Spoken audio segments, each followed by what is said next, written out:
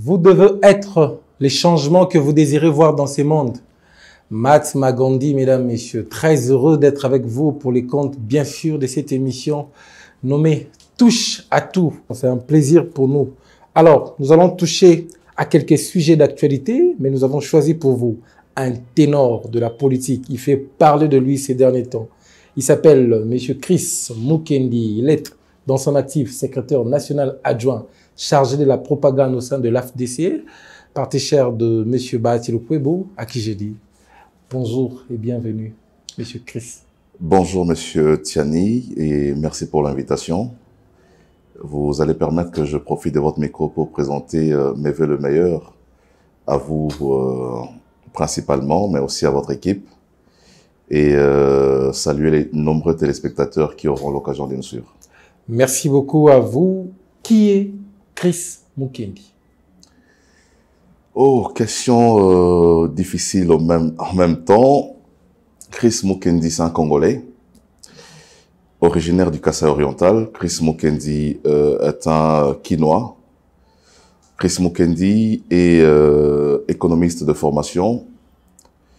Chris Mukendi est un patriote qui milite pour l'émergence de son pays.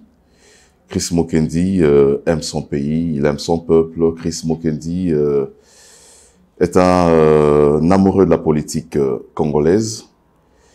Chris Mukendi, vous l'avez dit, je suis membre du parti de Modeste Bahati, mais Chris Mukendi a eu ses origines au sein du MLC de Jean-Pierre Bemba en 2007.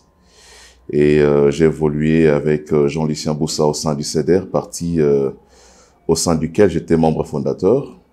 Et depuis 2019, mars 2019 précisément, j'ai évolué avec Modeste Bahati au sein de l'AFDC. Très bien, vous évoluez avec Modeste Bahati au sein de l'AFDC. Qu'est-ce que vous avez suivi chez Félix Antoine Tshisekedi, personnellement? Il faut dire que je suis membre de l'AFDC au départ, et mon parti politique est en coalition avec les chefs de l'État. Voilà, tout part de là. Vous savez, la politique, c'est cette discipline, cette option qui est levée au sein de votre regroupement politique, qui s'impose parfois à tous. Au-delà de l'option politique, je trouve que le président de la République incarne des valeurs démocratiques. Il incarne des valeurs de développement, il incarne des valeurs, en tout cas, républicaines. C'est ce qui a fait, je pense, que l'AFDC en tant que parti politique et l'AFDC-A en tant que regroupement puissent se joindre avec Tshisekedi pour l'accompagner à réussir son premier mandat. Et je pense aussi, nous avons déjà eu à le dire, nous l'accompagnons aussi pour son second mandat. Donc nous pensons que Félix Tshisekedi incarne pour le moment ces personnages que le Congo a besoin pour relever les défis de l'insécurité au Congo, mais aussi les défis de ramener le Congo à la surface sur le plan sociétal. Très bien, sur le plan sociétal justement, depuis que vous êtes avec le président Félix Antoine Tshisekedi, vous êtes fier de quelle réalisation de notre président Félix Antoine Tshisekedi? Quand vous regardez ça, vous dites non, non, non, ça coup de chapeau. À l'époque de Kabila, ça on n'avait pas. Maintenant, avec Félix Antoine Tshisekedi, ça on a ça. Citez-nous 3, 4 grandes réalisations. Avec Tshisekedi, il n'y a pas d'exilé politique au Congo. Avec Tshisekedi, je note qu'il y a une grande liberté d'expression et de liberté. Il n'y a pas d'exilé politique avec Tshisekedi. Il faut dire qu'aujourd'hui, avec Tshisekedi, nous avons des évadés de justice. Ah, ça change là. Ben justement, mais un évadé de justice n'est pas considéré comme un exilé. Vous voulez faire allusion à la différence, Pierrot, la différence entre un exilé et un évadé, c'est que l'évadé fuit la justice de son pays. L'exilé, il est forcé à quitter le pays par une dictature qui s'installe. Voilà toute la différence. Nous avons aujourd'hui, vous avez parlé des Perrault, je ne voulais même pas faire mention de lui. Moi, je voyais beaucoup plus, quand je parlais d'évadés de justice, je voyais monsieur Pierre Nombi, John Numbi. John Numbi. Je voyais Kalev Mutonde, de personnages qui devraient rendre compte du fait qu'ils ont été cités comme des criminels, de personnes qui ont eu à violer des libertés et des droits humains, qui, lorsqu'ils ont été invités à la justice, ont préféré sortir du pays. Je note aussi monsieur comment l'ancien conseiller diplomatique du chef de l'État, Joseph Kabila, qui est aussi en exil, qui a quitté le pays parce que certains évadés aussi de justice. Aujourd'hui, il n'y a pas d'exilés politiques au Congo. Aujourd'hui, j'ai eu à le dire, des journalistes ne sont pas inquiétés ou mis en prison et même assassinés à cause de leur position, à cause de leur liberté d'opinion. Aujourd'hui, vous allez vous rendre compte effectivement que l'Assado a moins de travail aujourd'hui, les Katende ont moins de travail aujourd'hui, les Kapiamba ont moins de travail aujourd'hui parce que il y a vraiment une forte liberté d'expression. Les manifestations de l'opposition ne sont pas réprimées comme à l'époque. On ne compte pas les nombres de morts, on ne fait pas la comptabilité des morts après des manifestations de l'opposition. Les Jimmy Kitenge ne sont pas inquiétés, ils ne sont pas en prison. Non, mais il faut aussi noter que la démocratie... C'est vraiment une forte démocratie. La démocratie, les Jakinda n'ont pas fait la démocratie, c'est aussi la justice. La justice, parce que dans ceux qui sont en prison, nous disons prisonniers politiques, tout simplement parce que ceux qui sont arrêtés font la politique. Donc, un politicien, quand il est arrêté pour des infractions de droit commun, il transforme cette arrestation à une arrestation politique. Voilà. Donc, le fait que nous soyons des acteurs politiques n'enlève pas les caractères de violation des droits humains, des droits communs dans le pays. Il y a de ceux qui ont été arrêtés pour des violations des droits communs, mais ce sont des acteurs politiques. Et ça ne fait pas de leur arrestation une arrestation politique. Il faut vraiment que nous puissions faire la part des choses. Sinon, en prison, il n'y aurait aucun acteur politique qui aurait au préalable violé des principes des droits communs. Voilà. Certains sont en prison, ils sont politiciens, mais ce ne sont pas des prisonniers politiques. Il faut vraiment faire la nuance. Donc voilà. Moi, je considère qu'aujourd'hui, il n'y a aucun prisonnier politique. Les gens qui sont incarcérés, ils l'ont été parce qu'à un certain moment, ils ont eu à violer des principes des droits communs. Donc là, c'est sur les plans, en tout cas, politiques et sur les plans... Ça, c'est des réalisations, en fait. Sur les plans d'avancée démocratique, mais aussi sur les plans économiques. Lorsque Tshisekedi arrive au pouvoir, nous avons des réserves d'échange de 800 millions de dollars. Aujourd'hui, les réserves d'échange avoisinent les 5 milliards de dollars. Lorsque Tshisekedi prend le pouvoir, nous avons le budget de l'État qui ne sait pas atteindre 4 milliards, mais aujourd'hui, nous avons un budget qui atteint la barre des 16 milliards de dollars. Nous avons la gratuité de l'enseignement qui n'était pas appliquée pendant les régimes de M. Kabila. Dès lors que Tshisekedi prend le pouvoir, à la première année, il a instauré la gratuité de l'enseignement. Tshisekedi a fermé les cachots clandestins de l'ANER, selon la promesse qu'il a eu à faire aux Congolais. Tshisekedi, il a eu à réduire sensiblement les prix du passeport congolais. Tshisekedi construit des routes, il construit des infrastructures scolaires et hospitalières. Donc je crois que il y a beaucoup de choses qui sont à son actif aujourd'hui et qui donnent en tout cas l'élan à tous les peuples congolais d'apprécier ce qui est fait. Et il faut dire que... Le Congo de Tshisekedi est meilleur que le Congo de Kabila. Non, non. Il ne s'agit pas de comparer les Congos. Un budget de 16 milliards. Les Congos, il ne s'agit pas de comparer les Congos de Kabila et les Congos de Tshisekedi parce que c'est la politique, la gouvernance, c'est une continuité. Mais il s'agit ici de répondre à son propre projet. La promesse ou les promesses que Tshisekedi a eu à faire avant de prendre le pouvoir, est-il en train de le rencontrer, de le matérialiser, oui ou non? C'est ça la vraie question.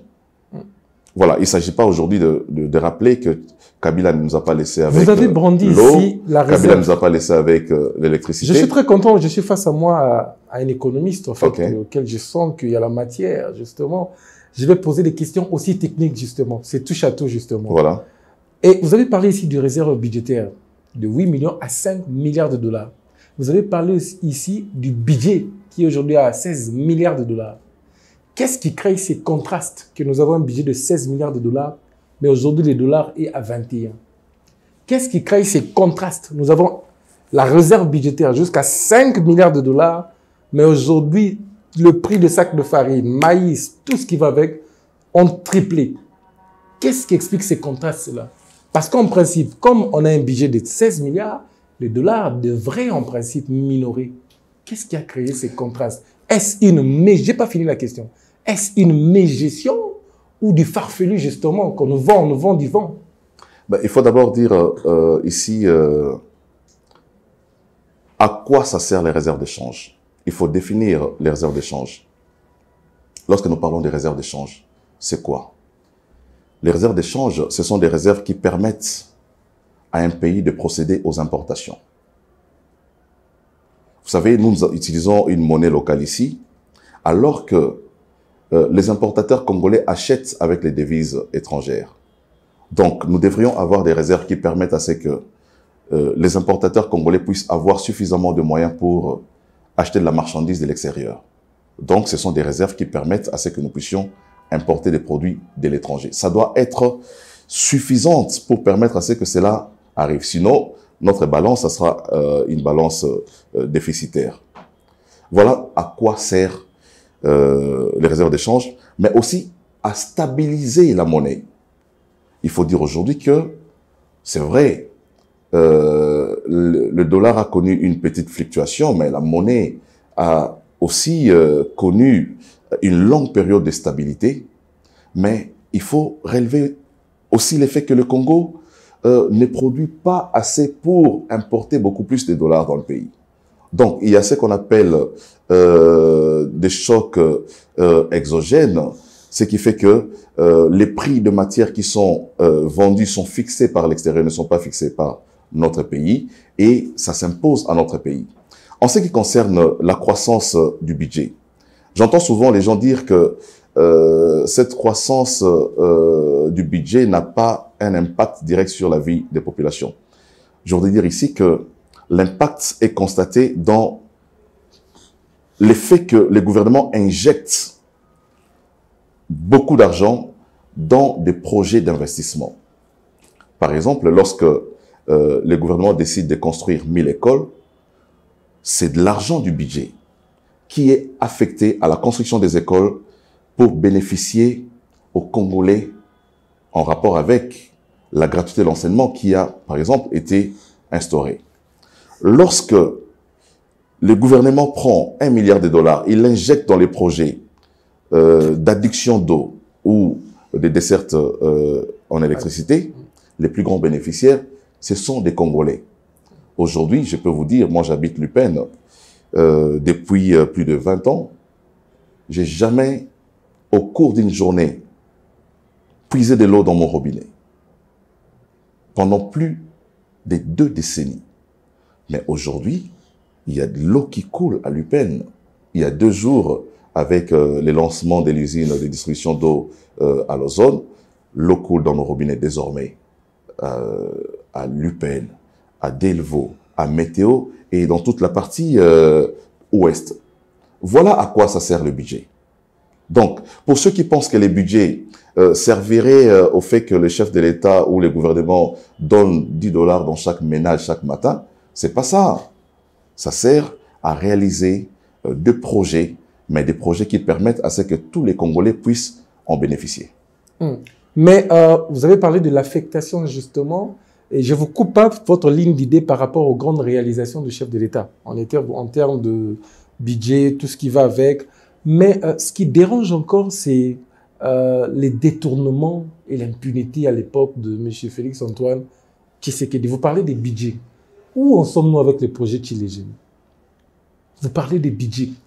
Il y a eu à peine ici avec la route qu'on devait construire à Mboujima, le chef s'est plaint même. Plus de 190 millions de dollars détournés. Pourquoi aujourd'hui on voit ceux qui détournent peuvent faire 3 jours à Makala, être arrêtés et puis le lendemain sortir. On a vu avec, je cite, Vital Kabir et Massaro. Est-ce que ça n'affaiblit pas l'État? Parce que ce qui élève une nation, c'est une justice. Mais on vit l'impunité sous Félix-Antoine Tshisekedi. Vous avez tout à fait raison de déplorer, parce que moi-même, je déplore aussi l'état de notre justice. Et je dis, notre justice discrédite notre régime. Je l'ai dit sur un plateau. Je ne dis pas que tout est OK sur les plans de détournement. Mais nous avons une volonté qui a été affichée du chef. Cette volonté s'est matérialisée par le fait que le chef a réhabilité l'IGF. Je ne voudrais pas ici dire que pendant la période Kabila, vous n'avez même pas entendu parler de l'IGF. On avait la Cour de compte. Je ne voudrais pas les dire. Il y avait la Cour de compte. Mais la Cour des comptes ne fait pas ce travail que l'IGF fait, le travail d'audit. La Cour des comptes constate les dépenses qui ont été effectuées en fin d'exercice. C'est le travail de la Cour des comptes. Et la Cour des comptes... Gilles Alinguet fait un bon travail. Et la Cour des comptes, bien sûr qu'Alinguet fait un très bon travail, qui est reconnu même sur le plan international. Tous les partenaires financiers étrangers reconnaissent le travail qui est exécuté par l'IGF. Qui est inquiété aujourd'hui? Qui est en prison parce qu'il a détourné? Non, mais justement, le travail qui est fait par l'IGF devrait être relayé par la justice. C'est quoi l'impact de son travail? Ah, ok, c'est ça l'idée. Justement, c'est ce que je suis en train de dire. La faiblesse de notre régime aujourd'hui, parce qu'il faut aussi déceler des faiblesses du régime. Je ne dis pas que le régime n'a que des côtés forts, des côtés positifs. Si aujourd'hui il m'est donné de faire un bilan des côtés faibles de notre régime, le premier secteur que je citerai, c'est le secteur de la justice. Okay. Vous avez dit ici que nous avons vu des gens être arrêtés et être libérés. C'est là la faiblesse de notre justice. Mais aussi, ça démontre que cette justice n'est pas une justice politisée. Malheureusement, la justice qui a été affranchie par le régime Tshisekedi continue à imprimer les mêmes tares du passé qui montrent qu'il y a de l'impunité dans le pays. Et là, ce n'est plus la responsabilité du chef de l'État. C'est la responsabilité de la justice qui est, dans son ensemble, les cours et tribunaux, c'est une institution autonome, indépendante, et au nom de la séparation des pouvoirs, le chef de l'État ne peut pas se mêler. Donc, aujourd'hui, c'est là le côté faible de notre régime. Et le chef de l'État a eu à le reconnaître au cours, je crois, de son adresse à la nation de l'année passée. Il a jeté des fleurs à l'endroit de l'IGF, mais il a reconnu que notre justice n'emboîtait pas le pas au travail qui est fait par l'IGF. Aujourd'hui, on déplore des détournements, mais le chef de l'État a sa manière de sanctionner aussi à son niveau. Voilà. Donc, il écarte de son entourage les mauvais gestionnaires. Il revient maintenant à la justice de pouvoir faire son travail. Lorsque la justice découvre qu'il y a eu des détournements, il reviendra à la justice de faire son travail aussi. Très bien. Alors, vous communiquez justement pour le chef de l'État. Je vais ouvrir un dossier parce que l'émission Tous à tout, c'est les dossiers.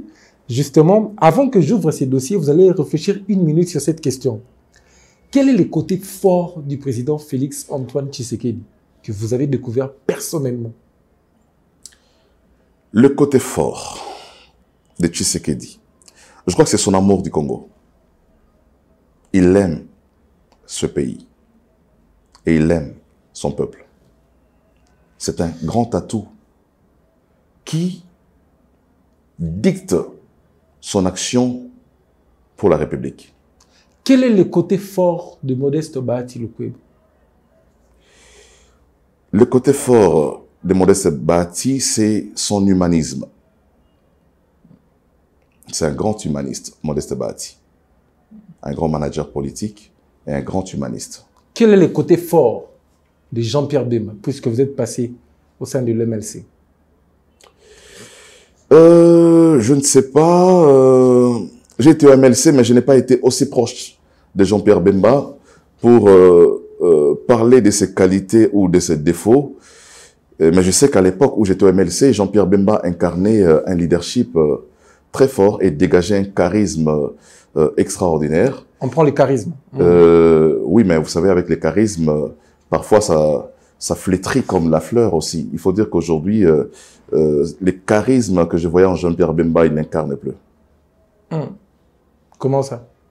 Ben, j'ai dit, c'est comme une fleur. Voilà, donc ça a fané. Très bien. De loin, vous êtes politique. Quel est le côté fort de Matata Mponyo? Matata Pogno. Je sais pas. Touche à tout, mesdames, messieurs, avec monsieur Chris. Matata Pogno. En légal, on dit Ezouio. Non, non, pas du tout. On cherche les côtés forts. J'aurais beaucoup plus à parler de ces côtés faibles. Vous avez rapidement parlé de Félix-Antoine Tshisekedi Modeste. Matata Mponyo. Mais Matata, je vois pas de côté fort. Je vois pas de côté fort. Si ce n'est que des discours qu'il est en train lui-même de faire croire aux Congolais, de macroéconomie, leadership. Vous savez, ces genres d'expressions, ça fait peur. Mais sur les plans de leadership, on aurait beaucoup de choses à reprocher à Matata Pogno. Très bien. Quel est le côté fort, de loin toujours, de Moïse Katumbi? Un grand manager sur les plans du football. Et un grand commerçant. Très bien. Vous avez répondu les côtés forts. Qu'est-ce que Jean-Pierre Bemba a que Félix-Antoine Tshisekedi n'a pas? Jean-Pierre Bemba est un grand économiste. Voilà. Jean-Pierre Bemba, sur les plans économiques, et je crois que c'est la raison pour laquelle il a été vice-président en charge des questions économiques. Je crois que c'est un grand économiste. On peut monter encore? On peut décoller avec une autre question? Bah, je vous en prie. Qu'est-ce que Félix Tshisekedi a que Jean-Pierre Bemba n'a pas?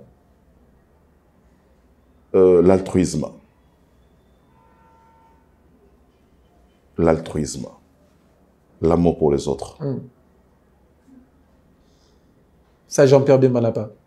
Ben, il l'a peut-être, mais à une dose peut-être... non, question simple, insignifiante. réponse simple. Non, mais je vous ai dit que question simple, réponse je voudrais pas, je vis pas au quotidien avec Jean-Pierre Bemba. De loin. Qu'est-ce que Félix Tshisekedi a que Jean-Pierre Bemba n'a pas? Ben, j'ai parlé de l'altruisme. Jean-Pierre Bemba n'a pas ça.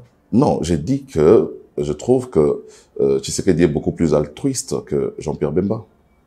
Très bien. Qu'est-ce que Félix Tshisekedi a que Modeste Bahati Lukwebo n'a pas?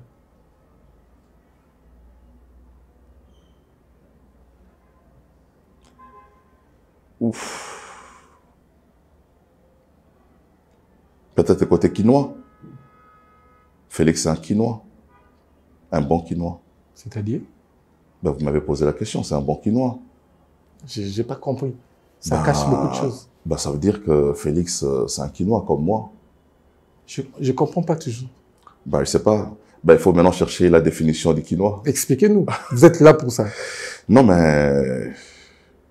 je sais pas. Touche à tout, mesdames. Je sais pas comment le définir. Hein. Ben, nous sommes avec, je rappelle ici, le secrétaire national adjoint en charge de la propagande au sein du AFDC, M. Chris, qui nous a fait l'honneur d'être avec nous sur Touche à tout, avec notre manière de faire justement. On va pas nous attarder là. C'était une dose de Touche à tout. Alors, justement, on poursuit avec notre émission. Il y a plusieurs dossiers que nous devons ouvrir, justement. La venue du pape pour ce 31 janvier, ici, en RDC. Pour quel impact? Pourquoi le pape vient en RDC? Et c'est pour résoudre quel problème? C'est quoi l'intérêt de la population sur la venue du pape? Réaction, M. Chris Moké. Vous savez, le pape revêt une double qualité. Le pape, c'est d'abord un chef religieux pour les catholiques. Et sa venue est beaucoup plus saluée sur les plans religieux par les catholiques. Moi, je ne suis pas catholique. La venue du pape, je le vois d'abord sous cet angle-là. Le Vatican est considéré comme un État. Et je crois que le plus grand impact de sa présence ici, c'est tous les projecteurs qui sont focalisés sur le Congo. Lorsque les papes se promènent, c'est le monde entier qui se promène. Et les regards du monde est tourné vers le Congo avec l'arrivée du pape. Donc je crois que au-delà de l'impact économique que cela va entraîner, du fait que dans la délégation du pape, on note une délégation de plus de 2000 personnes, il y a une incidence économique en ce qui concerne l'activité économique dans le pays, l'hébergement de ces délégations, la restauration, le tourisme, le marché du carburant, tout ça, les véhicules qui devront être utilisé, ça crée des ressources économiques dans le pays. Mais je dis, je n'ai pas de plus grande attente parce que le pape ne siège pas au Conseil de sécurité aux Nations Unies, où on doit trouver des solutions pour les problèmes du Congo. Voilà. Très bien. Je me dis, le pape vient, comme j'ai eu à le dire, il a une double qualité, mais je ne pense pas que ça résolve beaucoup plus le problème que nous avons aujourd'hui d'insécurité. Et je dis, il pourra en parler. Il pourra en parler. Hein? Moralement, ça peut connaître un impact, mais sur terrain, j'ai dit, les activités qui sont menées sur terrain, c'est pas le pape, c'est le FARDC, c'est la communauté internationale, c'est des forces qui nous accompagnent pour résoudre cette question. Bien réfléchi, j'ai vraiment aimé cette manière de réfléchir. En parlant de nos forces, justement, les FARDC, j'aimerais avoir votre position par rapport à ce qui vient de se passer récemment. Nous avons accusé les Rwandais d'avoir bombardé un de nos avions. C'est quoi la réaction de la RDC? On ne parle pas de Félix. Quelle est l'attitude que nous, on doit adopter? On doit aussi attaquer, selon vous, justement, ou on doit rester encore à nous plaindre? C'est quoi la réaction de la RDC? Après qu'on bombarde notre avion par le Rwandais la semaine passée? Non, non, avant de chercher à connaître la réaction de la RDC, il faut connaître les mobiles du Rwanda. C'est important parce que avant de réagir, il faut savoir quel est le mobile de vos ennemis en cherchant à vous provoquer. Parce que là, c'est de la provocation. Ils ont eu quel mobile en tirant sur un avion congolais qui survole l'espace congolais. Dans leur communiqué, ils ont dit que, comme toujours, les Rwandais, ils sont dans la manipulation, dans le mensonge. Ils ont dit que l'avion survolait l'espace rwandais, alors que l'avion s'est trouvé sur l'espace congolais. Donc, ça veut dire que le Rwanda cherche à ce que le Congo puisse ouvrir un second front. Nous sommes dans les fronts militaires. Nous avons Bunagana qui est entre les mains des forces rwandaises. Nous avons Kichanga, c'est Kichanga, je crois. Kishimi, c'est comment on appelle. Voilà, on parle de Kichanga qui serait entre les mains du Rwanda. Moi, je pense que le Rwanda veut jouer à la diversion pour pousser la RDC à se disperser dans son objectif. Nous avons noté ici à Kinshasa qu'on avait trouvé des Rwandais dans les caniveaux. Vous allez vous rappeler qu'on a vu des images de Rwandais défiler tous les Kasaï jusqu'à atterrir vers le Bandundu avec de vaches. On ne sait pas qu'est-ce qu'ils ont placé tout le long du parcours, où est-ce qu'ils ont eu à être, qu'est-ce qu'ils ont placé. On a signé un accord en 2013 où on avait autorisé aux surveillances de nos frontières au Congo, non seulement dans la partie Est, mais partout au Congo. Voilà, donc pendant tout ce temps, le Rwanda a eu à infiltrer les Congos. Et maintenant, le Rwanda provoque les Congos. Pour justement attendre votre réaction afin de le permettre d'activer les plans B. Voilà, donc cette question doit être gérée avec beaucoup de tact et beaucoup de stratégie. En nationaliste rempli d'émotions, je dirais, il faut réagir. Il faut tirer des obus vers le Rwanda. Mais ça sera quoi l'impact après? Moi, je dis, la meilleure réponse que le Congo peut donner au Rwanda, c'est de reconquérir d'abord nos territoires conquis. Parfait. C'est la meilleure réponse qu'on puisse donner. Il ne faut pas être dispersé. Il y a ceux qui disent qu'il faut déclarer la guerre au Rwanda. Très bien, il faut déclarer la guerre. Mais il faut avoir des renseignements. Il faut avoir de l'information. On ne va pas en guerre sans information. Sinon, on risque de perdre cette guerre. Justement, vous pouvez déclarer une guerre que vous perdez. Vous pensez que le Rwandais est plus fort que la RDC? L'armée rwandaise, je ne pense pas. Mais je sais que la RDC Mais pourquoi vous êtes beaucoup diplomates comme ça? Je le suis parce que nous avons une des armées la plus infiltrée de l'Afrique. Ok. Donc, lorsque vous avez une Et 4 ans après, qu'est-ce que vous avez fait? si réellement nous sommes infiltrés. 4 ans après, il y a des arrestations. Il y a les services de renseignement qui travaillent. Il y a des généraux qui sont en prison. Voilà, 4 ans après, vous commencez à entendre des noms qui n'ont jamais été cités. Quand vous dites nous sommes infiltrés, qui a infiltré notre armée? Mais vous savez que dans ces pays, nous avons connu les brassages. Vous savez que dans ces pays, nous avons donné le poste le plus stratégique de la défense. Lors de 1+4, nous l'avons donné à quelqu'un dont la nationalité est douteuse jusqu'à aujourd'hui. Vous savez que dans les rangs de notre armée, nous avons des officiers rwandais. Jusqu'aujourd'hui. Alors que nous leur avons donné la nationalité congolaise, ils n'ont jamais perdu leur nationalité d'origine, qui est la nationalité rwandaise. Il faut souligner aussi que le chef de l'État lui-même a dit que Nyamulenge est congolais. Mais au vu et au regard de la Constitution, ce sont des Congolais. Alors? Voilà. Au vu de la Constitution, ce n'est pas les chefs de l'État qui les a déclarés des Congolais. Il y a un article qui appuie ça. Ben, justement, l'article 10 de la Constitution. Okay. Et Congolais, toute personne, ethnie, tout ça, qui s'est trouvé sur les territoires congolais. Donc, les Banyamulenge, vous confirmez aujourd'hui que ce sont des Congolais?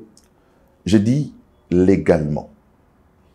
Non, question simple, réponse simple. J'ai dit, mais la réponse, elle est simple. Les Banyamulenge sont des Congolais. Au vu de la Constitution. Non, ça, mais justement, je suis en train de répondre. Vous êtes Congolais, non?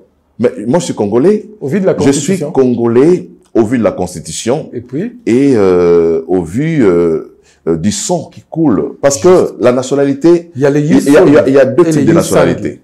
Ils sont nationalités par Youssoli. Moi, je suis Congolais par Youss Sanguini. Ils sont Congolais, je suis Congolais. Mais je le suis par Youss Sanguini. Ils le sont par Youssoli. OK. Au vu de la Constitution. Donc, les Banyamulenge sont des Congolais par le Youssoli. Donc, vous confirmez? Vous voulez me faire dire des choses? J'ai bien répondu. Non, il y a deux types de nationalités. Oui, on accepte. Vous avez étudié comme moi, oui. N'est-ce pas? On a appris qu'il y a deux types de nationalités. Ça, c'est au niveau de la théorie. Par Youssoli. Il y a des gens qui sont français par les sangs et par les sangs. Il y a ceux qui sont français Vous êtes beaucoup intelligent, je comprends. Mais j'aimerais qu'on soit sur terre, les dépieds sur terre. Ne me noyez pas, s'il vous plaît. Non.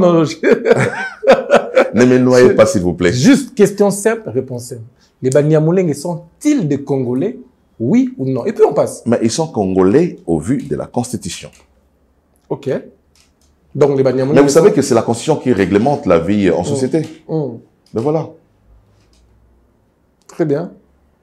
Alors, en parlant toujours de Youssoli, de Youssangi, j'aimerais aussi avoir votre... Si vous avez fini justement avec ce que vous parlez de la position que vous avez après les bombardements, parce que vous avez utilisé beaucoup de diplomatie, et c'était pas mal. J'aimerais savoir aussi, en parlant justement de la nationalité, on a un sujet sur la congolité justement. D'abord, votre position par rapport à cette proposition de loi, la congolité, et puis aujourd'hui, on dit qu'on ciblait Moïse Katumbi, et Moïse Katumbi s'est enrôlé.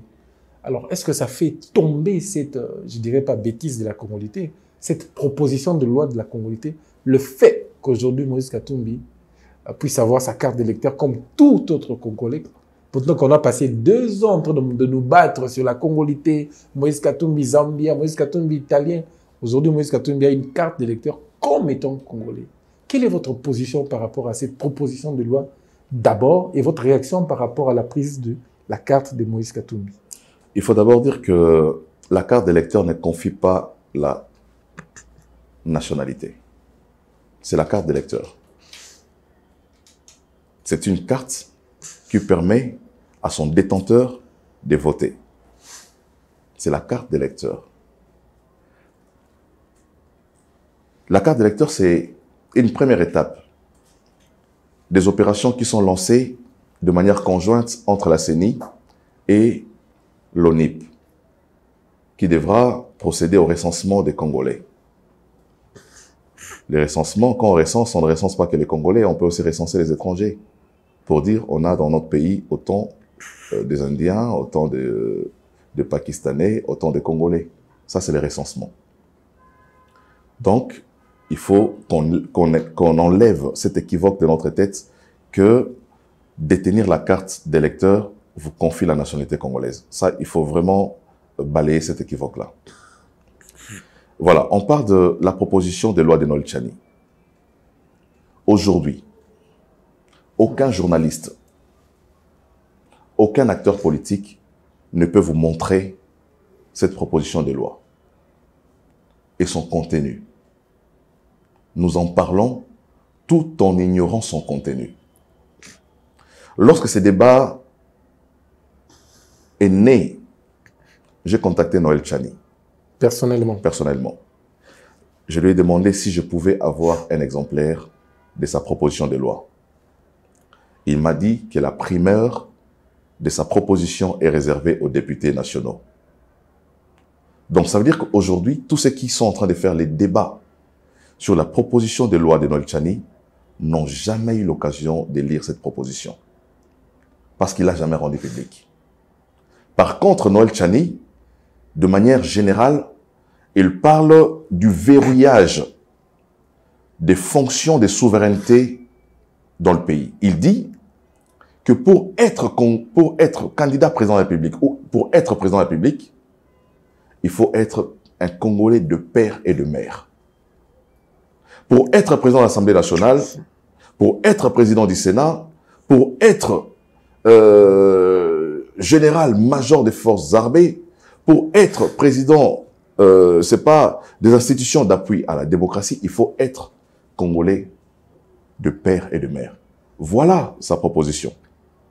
Donc, il revient maintenant, ça ouvre un débat pour ceux qui pensent que son débat est un débat sur des questions de nationalité, libre à eux. Mais des questions en rapport avec la congolité sont des questions qui sont toujours abordées à la veille des élections, partout dans le monde entier. Puisque la Constitution elle-même dit que pour être candidat président de la République, il faut être Congolais d'origine, comment nous, Congolais, pouvons empêcher les débats sur de personnes qui se présentent comme candidat président de la République demain? On ne peut pas empêcher ces débats parce que la Constitution nous les demande. La Constitution nous dit, pour que quelqu'un soit candidat président de la République, pour que la personne soit candidat député national, pour que la personne soit candidat sénateur, il doit au préalable être Congolais d'origine. Mais pourquoi vous voulez interdire les débats sur ceux qui veulent scanner les potentiels candidats? Ça veut dire, vous les empêchez d'exercer leurs droits constitutionnels. C'est vrai que il ne revient pas à chaque Congolais d'établir la nationalité de l'un et de l'autre. Il y a des instruments de justice qui sont reconnus dans le pays pour faire ce travail-là. Et au moment opportun, ces instruments pourront faire ce travail-là. Mais le débat aussi qui est né, c'est fondé sur des déclarations des acteurs politiques eux-mêmes. Puisque vous voulez évoquer les sujets sur Moïse Katumbi, personnellement, j'ai eu à voir des vidéos, personnellement, où Moïse Katumbi lui-même parle de ses origines. Lui-même, parlant de ses origines, Moïse Katumbi, il y a des vidéos où il dit « Mon père est un grec. Mon père est un juif, je sais pas, italien. » Où il est dit lui-même. Son père, oui. En train de naviguer dans un bateau, je crois les documentaires, il était dans un bateau en train de parler de ses origines. Sa mère. J'ai vu. Et congolaise. J'ai vu Francis Kalombo, son collaborateur, porte-parole d'Ensemble, sur un plateau de télévision, dire la maman de Moïse Katumbi est une Zambienne. Non, ça c'était l'abscisse en fait. L'abscisse. Justement. Ben, comment on peut confondre Congolais et Zambiens, je sais pas. Non, c'était l'abscisse dans un débat avec Ting et Pouloulou. Non, dans un débat avec, j'ai vu sur Bossolo Politique. Justement, Bossolo, voilà. Il était en face de Ting. J'ai vu. C'était de l'abscisse en fait. J'ai vu Monsieur Mouyambo. Il paraîtrait qu'il est le grand frère de Moïse Katumbi. Il paraîtrait. Dire que la maman de Moïse Katumbi est une Zambienne. J'ai vu une vidéo où Pero Louara dire que comment on peut laisser le pays à Moïse Katumbi dont la maman est une Zambienne. Son invité était justement Mouyambo. Voilà. Donc, ce sont des révélations qui ont été portées à la place publique. Voilà, Moïse Katumbi lui-même parlant de ses origines, il a dit que son père était ce que je viens de dire. Ses collaborateurs les plus proches, son frère biologique, Pero Louara, journaliste, ont eu à faire ces révélations. Voilà, aujourd'hui, vous voulez nous faire gober autre chose. C'est la question que moi je me pose. Moi, je ne me suis pas encore déterminé sur ses origines, mais je réagis en rapport avec tout ce qui a été dit. Voilà. À vous de tirer les conséquences sur la nationalité de notre frère. Donc, pour vous, Moïse Katumbi, selon vos enquêtes, il n'est pas congolais? Moi, je n'ai jamais enquêté. Je ne vous parle pas de mes enquêtes. Je vous parle des images. Les personnes, toutes les personnes que j'ai citées sont vivantes. Et toutes les vidéos dont j'ai parlé sont accessibles à tous. Voilà. Moi, je ne prends pas la responsabilité de traiter Moïse Katumbi d'étranger. Je ne prends pas cette responsabilité. Est-ce que Moïse Katumbi mais je constate simplement fait peur à l'Union sacrée, à Félix-Antoine Tshisekedi, à ses collaborateurs, sincèrement? Pour avoir quel atout? De commerçants, comme vous avez dit, entrepreneurs, comme vous venez de dire. Ben, il va commercer les Congo alors, parce qu'on ne voudrait pas avoir à la tête du pays un commerçant qui fait trafic avec nos minéraux.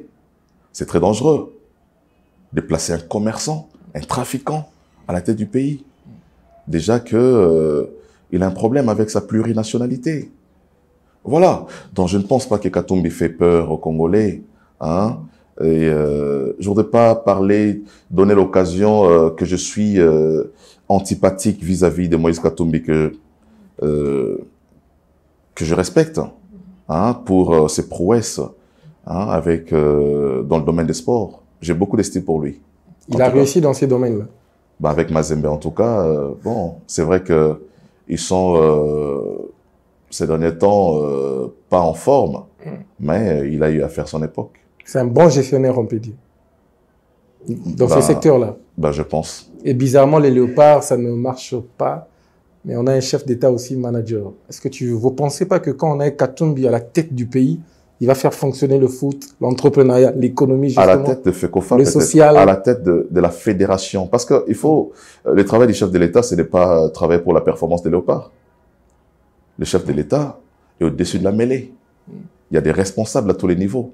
Donc, très bien. Pour les performances au niveau du football, il faut voir au niveau de la FECOFA, il faut voir, il y a un ministre des Sports. Moïse Katumbi n'est pas chef d'État. Pardon? Vous ne le voyez pas au niveau d'un chef d'État? Déjà, je trouve qu'il a beaucoup d'insuffisance. Non, non, mais j'ai dit, non, ce n'est pas une insulte. Beaucoup d'insuffisance. Je trouve, mais laissez-moi parler. Allez-y. Je trouve que M. Moïse Katumbi a beaucoup d'insuffisance pour être chef de l'État. C'est mon point de vue. Voilà. Je vois Moïse Katumbi se faire aider dans tout ce qu'il fait. Je vois Moïse Katumbi se faire aider pour faire un tweet. Je vois Moïse Katumbi se faire aider pour écrire un message de condoléances. Je vois Moïse Katumbi se faire aider même pour se faire enrôler. Vous avez vu les images de Moïse Katumbi? Aucun Congolais ne s'est fait accompagner devant l'opérateur de saisie, pour se faire enrôler. Moïse Katumbi est le seul individu qui s'est fait accompagner par un de ses collaborateurs devant la machine électorale pour se faire enrôler. Ça ne vous interpelle pas? Ce n'est pas de l'organisation, il est bien structuré, bien organisé. Merci beaucoup. On ne va pas rester sur Moïse Katumbi, on a beaucoup de dossiers, justement, on va continuer. En parlant des chefs d'État toujours, il y a une information qui choque, bien sûr, c'est sur les salaires, justement, de notre ancien chef d'État. J'aime un juriste, on a fait un débat ici à la télévision sur la différence entre un ancien chef d'État et un président honoraire.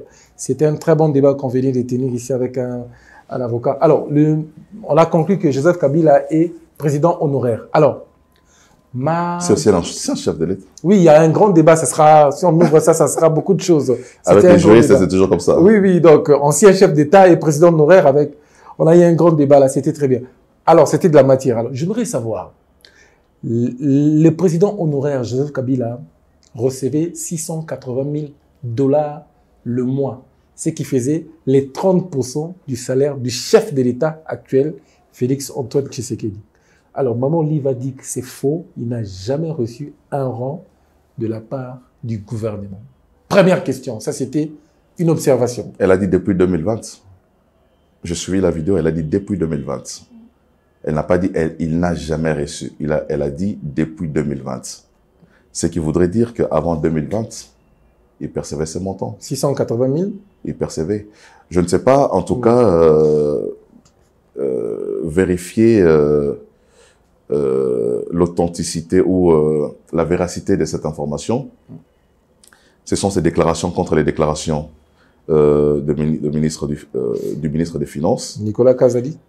Et je crois qu'à chaque fois qu'il y a sorti d'un montant aussi important, il y a des preuves qui accompagnent. Voilà. Et j'ai vu des preuves. Mais certaines personnes disent que ce sont des preuves d'avant 2020. Et c'est ce qui corrobore avec les propos d'Olive Lembe, qui dit que depuis 2020. Voilà. Donc, mais je crois que c'est... Vous savez, il faut qu'on aime ces pays. J'ai toujours dit, peut-être que même mes amis de l'Union sacrée ne seront pas d'accord avec moi. Dans un pays comme le nôtre, où la pauvreté est accentuée, on ne devrait pas avoir un Congolais qui a plus de 100 000 $ de salaire. On ne devrait pas avoir un seul Congolais qui a plus de 100 000 $ de salaire éducationnel. Défi en termes de soins de santé. Défi en termes des infrastructures sociales. On a des défis de tous ordres.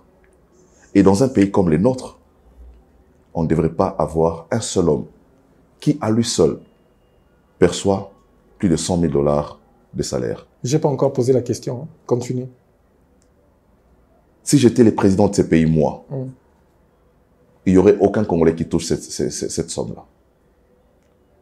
Je ne suis pas le président. Je suis un Congolais qui réfléchit pour l'émergence de son pays.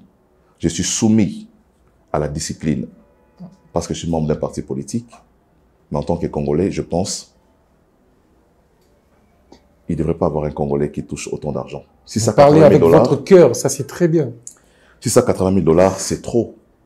Pour un chef d'État qui est déjà sénateur à vie, qui bénéficie de tous les avantages au Sénat. 680 000 comme sénateur à vie, pardon, ancien président de la République, et tous les avantages accordés aux sénateurs, il faut ajouter. Je crois que les gens qui ont eu à faire cette loi n'ont pas été très patriotes. Tous ceux qui ont eu à voter cette loi à l'Assemblée nationale pour octroyer à Joseph Kabila 680 000 $ le mois, un président passif. Ça veut dire un président qui n'est pas en fonction, alors qu'il a déjà d'autres avantages au Sénat. Je trouve que c'est égoïste, c'est méchant. Maintenant, je peux poser la question. Ne la posez plus. Ça choque déjà. Tout est dit dedans. Vous êtes sûr? Ben, je crois qu'on peut passer à autre chose. Question simple. Vous avez parlé avec votre cœur sur la manière dont ça vous choque les 680 000 $ que recevait justement l'ex-président Joseph Kabila.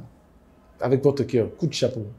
Mais pourquoi vous, de l'Union sacrée, vous ne dites pas que les 680 000 $ que recevait Joseph Kabila est les 30% des salaires maximum que reçoit l'actuel chef d'État?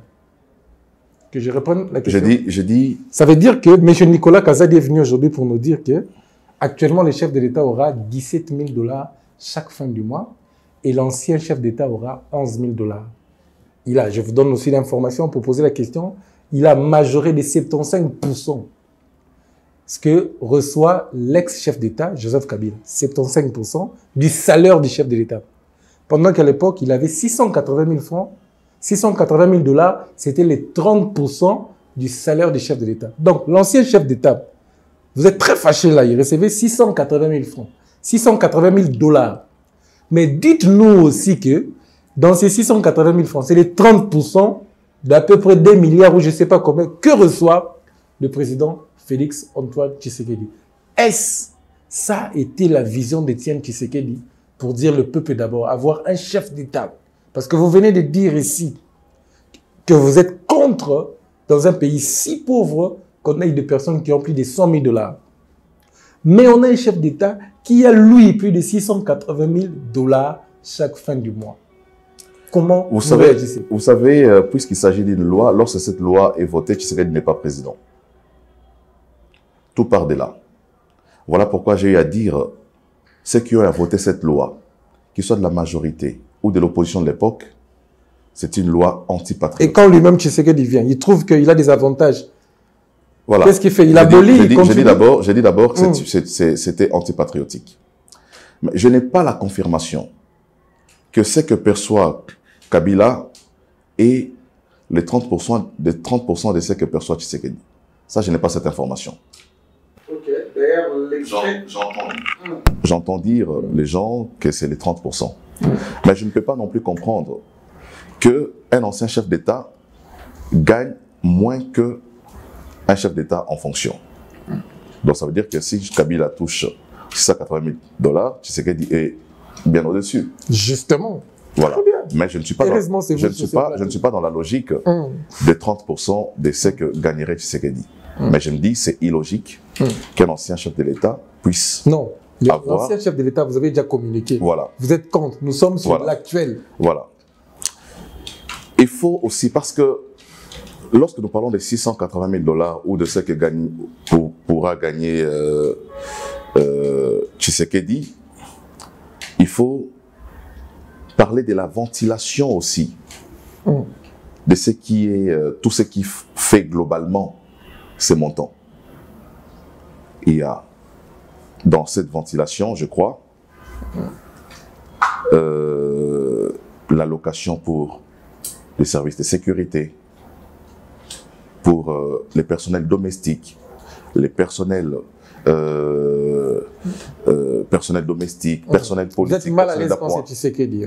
Non, non. Vous voyez le mal quand on défend une personne, justement. Moi, je ne défends pas les personnes. Vous combattez. Je crois que vous m'avez très bien connu. Non, non. Fort. Non, je crois que vous m'avez... C'est de la Lukunga vous suivent, ils vous aiment pour ces côtés-là. Non, non, je crois que vous m'avez très mal compris. Vous aurez certainement décelé que je ne défends pas les individus. Ok.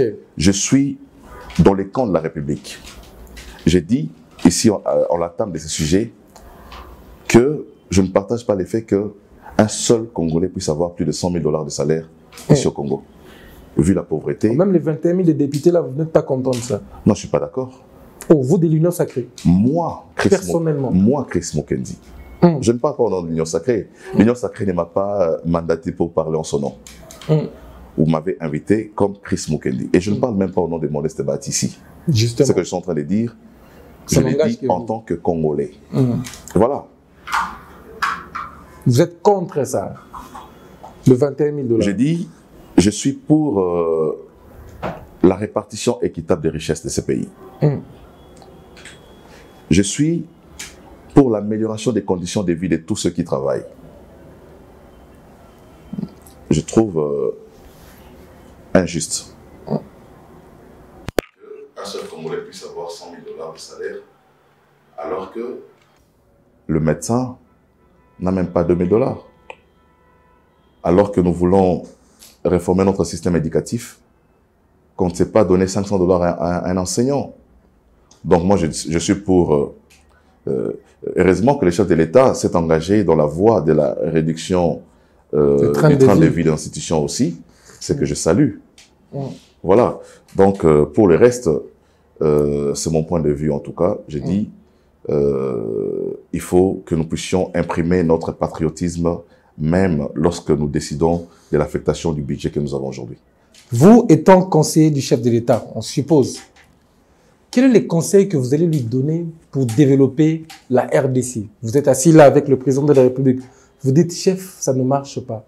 Mais le chef vous demande, quelle est la clé? Je peux commencer par quel secteur pour booster le reste des secteurs, selon vous? L'agriculture. Parfait. Priorité de priorité. Parfait. Tous les gouvernements qui se succèdent ont dans la bouche cette phrase magique, mais aussi une phrase qu'aucun des gouvernements n'arrive à appliquer. Priorité des priorités. Les agripreneurs, ventre affamé n'a point d'oreille, dit-on. Vous savez, le président Tshisekedi est en train de réaliser beaucoup de choses. Mais tout simplement parce que les gens ont les ventres affamés, ils ne voient pas. Les gens disent que ventre affamé n'a point d'oreille, mais moi je dis ventre affamé n'a point des yeux. Pour voir ce qui est fait. Ventre affamé n'a point des yeux pour voir la gratuité de l'enseignement. Ventre affamé n'a point des yeux pour voir l'accroissement du budget. Ventre affamé n'a point des yeux pour voir toutes les réalisations du chef. Donc, si j'étais conseiller du chef, si j'étais Premier ministre, je mettrais beaucoup plus l'accent sur l'agriculture, mais aussi sur les routes à desserte agricole qui permettent l'évacuation et la circulation des produits dans tout le pays. Très bien. Alors, nous sommes restés avec 8 minutes et justement, vous allez avancer parce que là, nous sommes face à la caméra. C'est la dernière rubrique, touche à tout. On a une rubrique face à la caméra, c'est aussi touche à tout. Là, vous n'analysez pas. Mais très courte réflexion. Des questions qui tuent une carrière. Ça ne tue pas de carrière, malheureusement. Alors, on va vous prendre en gros plan. Je vais vous citer des noms. Et vous allez me dire qu'est-ce qui caractérise ces personnes. C'est ça le jeu, en fait. Par exemple, si je vous dis Mobutu, vous me dites c'est l'unité du Zaïre. Et puis on passe. Vous n'analysez pas. Vous êtes prêts? Alors, je vous cite les noms. On va se livrer à l'exercice. Vous me dites ce qui caractérise cette personne. D'accord. C'est bon? Ok. Alors, le nom qui me vient en tête maintenant là, c'est Kassavoub.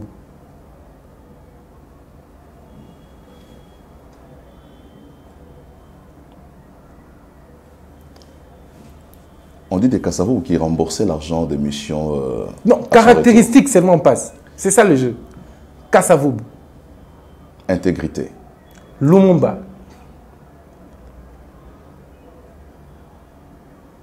Pionnier de l'indépendance. Joseph Kabila.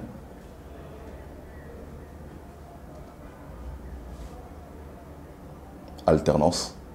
Maman Olive Lembe. Ouf. Ben, elle n'a pas géré le pays. Hein. Maman Olive Lembe, de loin, caractéristique. Je ne connais pas. Noël Tchani.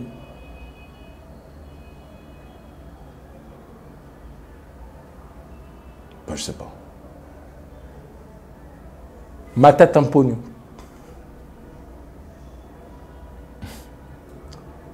Détournement. Félix Antoine Tshisekedi.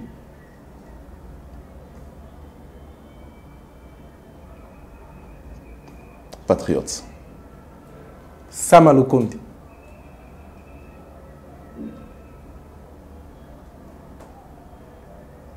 Performance. Très bien. Vous restez toujours dans ça. Alors, on continue avec la rubrique. Qui est le député qui s'est démarqué durant ces 4 ans, parmi les 500 députés que vous connaissez personnellement? Le nom juste.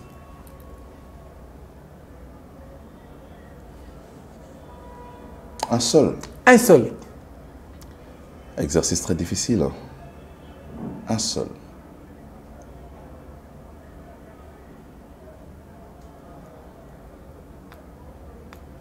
Un seul.